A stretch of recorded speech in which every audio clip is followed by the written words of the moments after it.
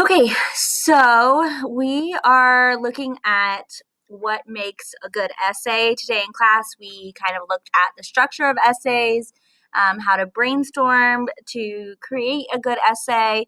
We watched some YouTube videos on what they felt made good essays, but I just kind of want to walk you through, in my opinion, and how I'm going to be grading and what the Ohio State testing administrators look for as far as essay writing goes. So, as you progress through school, you're going to be required to write essays, and the further along in school you get, the more complex and demanding the essays will actually become. So, we're kind of starting off easy, and then we gradually get harder and harder as your school career goes. So it's super important that you learn early on how to write and how to write effectively, and making sure that your writing is communicated clearly and you have specific objectives and topics throughout your essay, because if we don't establish that early, then it's going to be much harder in the long run for you as you get into more complex writing structures. As far as formatting goes, an essay is written where you express a specific idea and then you support it with facts or statements, analysis, and explanations. The basic format for an essay is known as a 3 to 5 paragraph essay, and this is what we talked about in class when we were looking at our structure on the board. But essays can actually come in any kind of size that you need, as long as you're conveying the information properly. It consists of an introduction, a body, and a conclusion, and we did go into detail with that today. But anything less than 3 paragraphs would actually not be considered an essay because you don't provide enough detail to support your writing. So writing 1 paragraph or 2 paragraphs, that's not actually an essay because you need to have your intro, your body, and your conclusion. So one of the first things you have to do when you are writing an essay is selecting a topic for your essay. You want to make sure that your topic supports the type of paper you're expected to write. So if you're expected to produce a paper that is a general overview, then a general topic's going to work for that. However, if you're expected to write a specific analysis, then you want a topic that is fairly specific, fairly detailed. So an example of this would be you're given an essay and you have to write an overview on something, okay? The topic Russia would be good because it's kind of a broad topic. It's just an overview of something that you learn, and Russia would work. However, if the object of the essay is to write a specific analysis, then Russia is going to be way too general of a topic. You need to narrow your topic down to something like Russian politics or Russian Olympic winners. Okay, but you need a much more specific topic if you're doing a specific analysis. Once again, if it's a general topic, if it's a general overview of something, then Russia would be fine. If we're looking for details, key structure, analysis, then you want to be much more specific in your writing.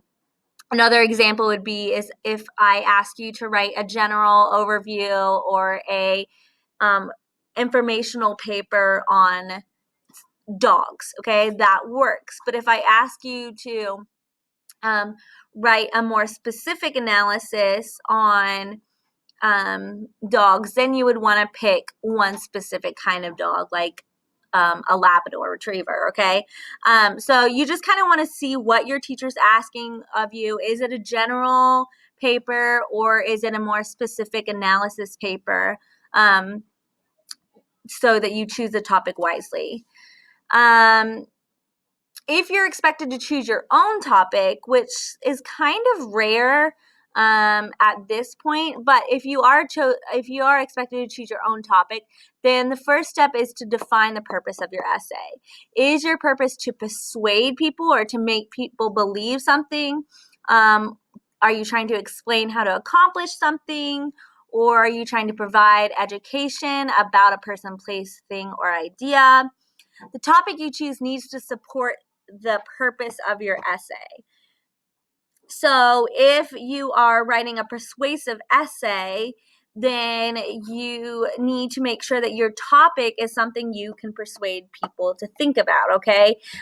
Just writing a topic about a German Shepherd is not a persuasive essay, okay? Writing an essay on why German Shepherds make the best police dogs, that's a persuasive essay, okay? So you need to make sure that your topic is appropriate for the style of essay you're expected to write. Types of essays. We did talk about these in class, so I'm just going to kind of briefly go through this. But the purpose of your essay is defined by the type of paper you're writing. There are 3 basic types of essay papers that we look at, okay? You have your compare contrast essay, and that's where you focus on 2 things, and you look at their similarities and their differences from one another. That's a compare and contrast essay. Another type of essay is a narrative, and this is a type of essay, that is expressed from a specific point of view. It makes and supports a point, and it's often told in a form of a story. Okay, you're telling somebody something, so it's more of a storytelling kind of feel to it. And then you have argumentative or persuasive, okay?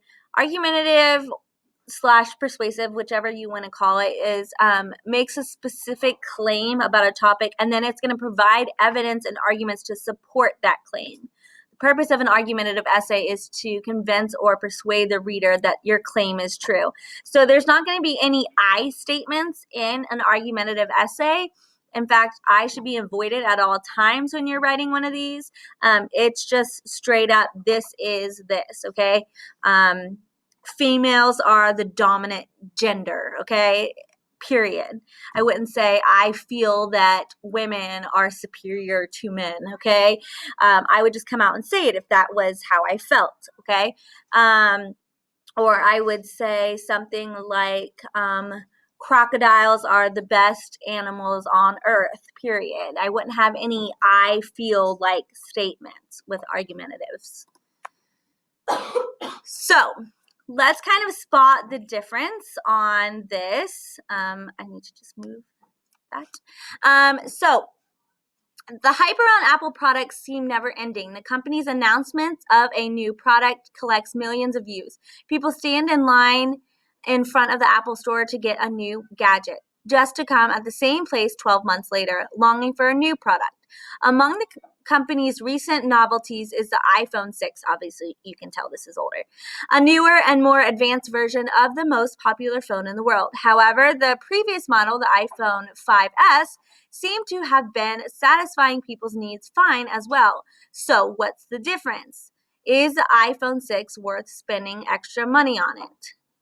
Okay, so what kind of essay do you think that is based off of that paragraph? Think about it. Okay, what do we think? Anybody in here want to guess what kind of essay that is? Did anyone hear what I was saying, Callie? Not so much like a narrative descriptive, but it's more of a what? Lena? You're not comparing anything. Edgar? Yeah, it's an informative essay, okay? It's telling you about this iPhone, okay? And you could actually say that this could technically go almost into an argumentative, because of the last line it says, is the iPhone 6 worth spending extra money on it? But because it's not a direct statement, iPhone 6 is worth spending extra money, we can knock that one out, because a lot of times people will say that's what they think, but it's actually an informative essay, okay? Sample number 2, books are better than movies. It is as simple as that. Besides, half of the movies out in today's age are based off of best-selling books. So, would we even have movies without books? I think not. What kind of essay do you think that is from? Persuasive, okay? You are persuading people that books are better than movies, point blank. Last one. A day or two after my birthday, I was on the school basketball court shooting hoops. My mother had given me a basketball as a gift, and I was rejoicing in the fun of the new sport. But as expected, another child started to bother me. He came up to me and without a word took the ball out of my hands as I was dribbling. That is a what? Narrative. Okay, good.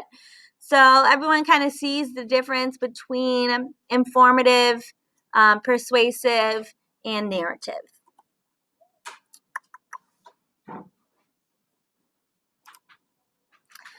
Organization. Some students get scared to start writing because it can be a little intimidating. Your teacher's like, oh, you need to write a 5-paragraph essay. And you're like, how am I supposed to do this? Okay. So you want to organize your thoughts in order to write the best paper that you can. And make sure that everything's written down on paper so that you don't forget a key aspect of it within your paper. So creating a diagram or an outline allows you to put pen to paper and start organizing your ideas. So that's why we always start with brainstorming, or we always start with organizing our thoughts before we actually just start typing a paper. There are different ways that you can organize a paper. You can do a diagram or an outline. So some people prefer and work better with the flowing structure of a diagram. Others like the rigid and logical structure of an outline. I typically will do an outline. It just seems cleaner and neater in my mind. So when I was writing on the board, I don't know if you can, let me turn my camera. The structure of an essay, that is an outline format, okay? But then when we picked a topic and made a web, that's more of the diagram. So I kind of showed you both options in class. But it's kind of up to you. The diagram is much more structured, okay? You'll say like point 1, and then maybe you'll have sub points of it, A, B, C, D, as you go. Whereas that's an outline. Goodness gracious. So the outline is more structured. You have your Roman numerals and ABC, and then the diagram is like a web, okay, where you have a big circle with your topic, and then you have lines coming out, expanding that idea. Thesis statement, okay? A thesis statement is once you have your basic structure of your essay and what information you're going to present to you in your essay, it's time to develop your thesis statement. A thesis statement states or outlines what you intend to prove in your essay. A good essay statement should be clear, concise, specific, and take a position. The word thesis just sounds intimidating to most students, but a thesis is actually very simple. It just tells the reader what the essay is about and what points you'll be making. If you've already selected an essay topic and developed an outline or diagram, then you can decide what you want to communicate through your essay. So it's important to actually outline or diagram what you want to say before you write your thesis statement, because once you have your thoughts down, then you can think, okay, what is my main message I want to convey in this essay, and then write your thesis statement. Thesis statements have 2 elements to it. First is the topic, and the second is, no.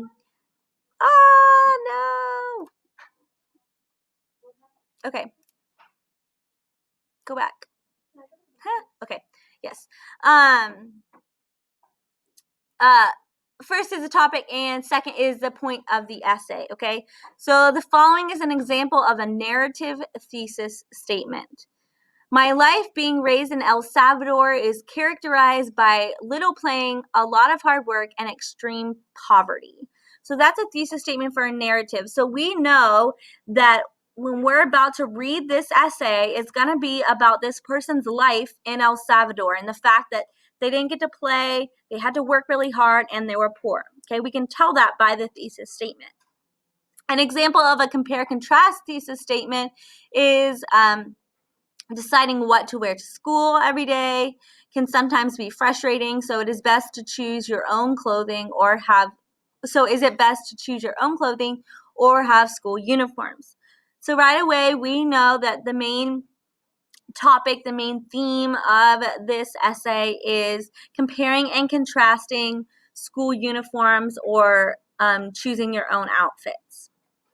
An example of an argumentative thesis statement is teen celebrities often engage in inappropriate and sometimes illegal activities and should not be considered role models to children. Okay, so you're arguing that celebrities are not good role models. Immediately we know that that's what the paper is about. So you can tell in one very clear, concise statement what the whole essay is going to be about, and that is exactly what the thesis statement is supposed to do. Next, you have your introduction paragraph, okay? It's the first paragraph of the essay. You're introducing the reader to the idea. You really want to capture their attention in this first paragraph because if people don't think that what you have to say is interesting, are they going to read it? No, they're not, okay? So there's Melissa. You want to make sure that what you have to say is interesting. So that's your hook. That's your first sentence. Then you're going to have a couple sentences that follow that clarify the opening hook. And then you're going to conclude the paragraph with your actual thesis statement. Your body paragraph is where the meat of the paragraph of the essay is.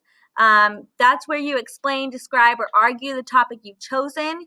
Each of the main ideas you include in your outline or diagram will become a body paragraph. If you wrote down 4 main ideas in your outline, then you're going to have 4 body paragraphs. Each paragraph will just address one main idea that supports the thesis statement.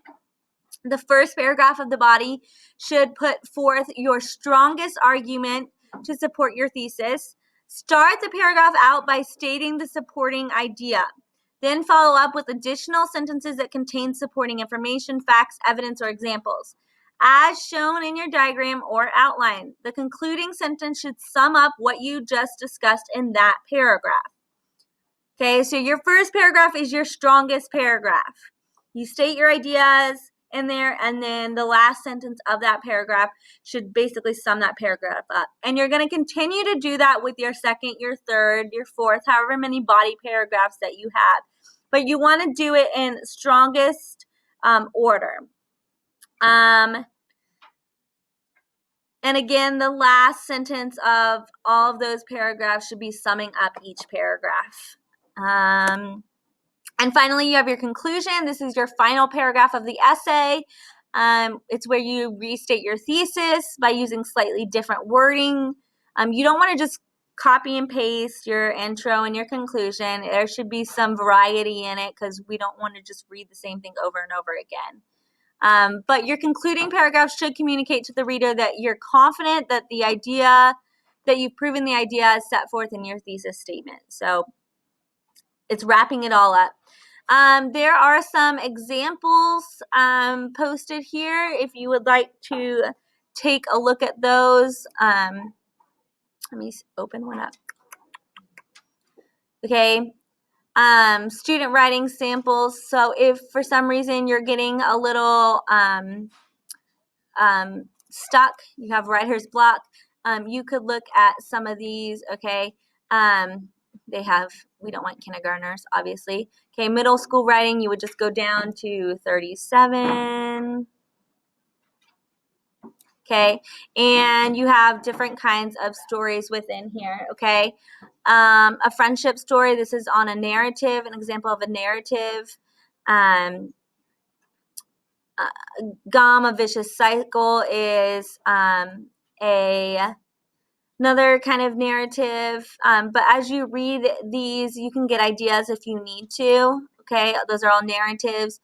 Here's some examples of argumentative, and then compare, contrast, but you can go through those and look at them if you need some help. If you're not understand something, those would be great ways to look at that.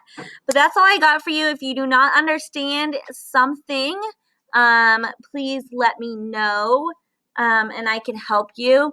I have to put some hints in here to make sure that you watched it. So, what number am I holding up? Okay. at the end. Or what kind of candy am I holding up? Or who's photobombing my video? Okay. I'll ask you one of those questions tomorrow. You'll just have to need to know them in that. Okay? All right. Bye. If I can turn this off.